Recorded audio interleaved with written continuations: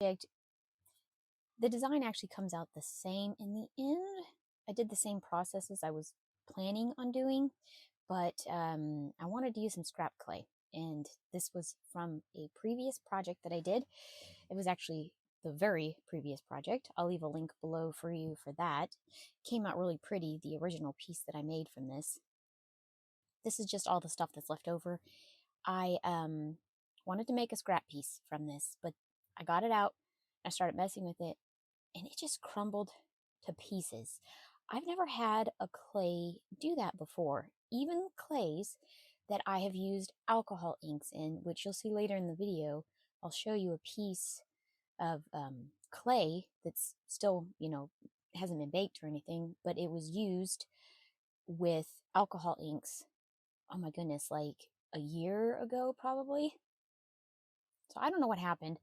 So I was trying to figure out how I could salvage this, use these really pretty colors that are left over from the scraps, and I came up with, well, I can no longer do what I was wanting to do with this, which was using some more translucent clay. And anyway, I decided, you know what, the only thing I can do is mix this with another color, and the only color I could come up with would be a white color. So I just took some white clay and I rolled it out kind of thin, put some of my little crumbly pieces, which was really easy because all of it was just crumbling. And I put it in between, kind of sandwiched it in there, and then I would fold it and run it through my pasta machine. I didn't want to make it like a big muddy mess, but I did need it to be to where the ink clay was usable and bendable, movable, pliable. It was going to stick together and it wasn't going to be falling apart if I made something. So I just ran it through my pasta machine. I don't know, probably like 7, 8 times. I don't know. I don't remember, but it wasn't a whole lot. I got it to stick to the white clay. And this is actually the clay that I used like a year ago and made a color. That's a little piece of something that got stuck in my pasta machine and then got stuck to the clay, which is fine. It's all good. It'll blend in and blend out. So I ran this really pretty teal color that I had had for a long time through my pasta machine and got it as thin as I could through the pasta machine. And then I just started kind of stretching it out by hand. And I'm going to use this both on the front and the back of this piece. And it's going to allow the piece to still be translucent. So it's still going to kind of have the same effect I was trying to go for. Just put that over my scrap clay that I had worked out with the white and got it so there's no air bubbles in there. I put this stencil on top, and I'm going to do another shave technique that I've actually done in my videos quite a bit. I really love doing it. You just get such pretty designs this way, and you can use any stencil you have or anything that can make a pattern, and you can scrape off the top.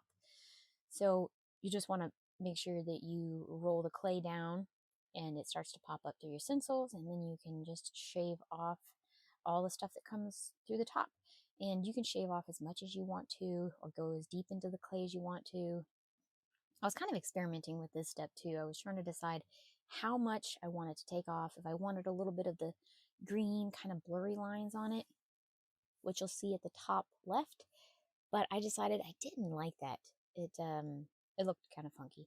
I wanted very crisp edges for my design and pattern. So what I did was I took the stencil and put it back on the piece of clay, and I was lining it up so that all the little spots lined back up. Sometimes this can be difficult if you do remove it and it's got like a really intricate pattern and trying to put it back on there, or it's not a pattern that repeats itself. I've done that before and it kind of makes it a big old mess, but it worked out with this one because it was very symmetrical shapes. This is all of the excess clay that I shaved off, and I'm going to kind of mold this into a dome shape. I'm going to use this for the inside of the clay, and it'll kind of show through on the back too. It's really pretty. So just rolling that into a ball, not really trying to overwork it. I kind of like the mismatch pattern it has going on, kind of mirrors the front in the color scheme. I have a paper cutter I'm going to use. You can use any kind of cutter you want to, but that's just the cutter that I like using, and I don't have a lot of cutters, which is fine. I'm cool with that. I actually kind of like making my own shapes. But I did want to make sure that the dome centerpiece was big enough so that when I cut out my piece, there would be plenty there, and it would kind of dome up in the middle and then kind of fade out and go really thinner on the sides. This is my clay piece. I'm going to put it over top of it. I think I was just showing you the back there to kind of show you what the back pattern looks like, but I'm putting some more of that really pretty teal color on the back, and it makes this really pretty see-through color. And then I'm going to take my clay and I'm going to put it over top of that, kind of centering it and making sure it's kind of where I want it to be with the shape that I'm going to cut out. And you'll see there that you have a nice like humped or dome kind of a look. Hey, it kind of looks like a turtle shell. I just now noticed that. I didn't notice that when I was filming, but yeah, it looks like a turtle shell. So I'm going to cut out my shape. And it's kind of difficult doing it this way if you are using the paper cutters because it can kind of move around a little bit. But I just did the best with what I had. It came out really nice though. I've actually done this technique in another video. I was trying to save some of the pretty teal color because I'm going to put it all back together and use it again in another project. But I just wanted to kind of peel it away. Just finishing cutting out my shape. I think I just wanted to show you that it could be done. I guess that's kind of why I left all this in here. I actually edited this video like 2 weeks ago, and I'm finally doing a voiceover for it. So I'm a little scatterbrained about it because it's been a while, and I just kept putting it off, and so here we are. So there it is, and I was just kind of fixing the sides and corners and trying to make it kind of a little bit more even since my cuts were a little bit more jagged because I didn't use a cutter.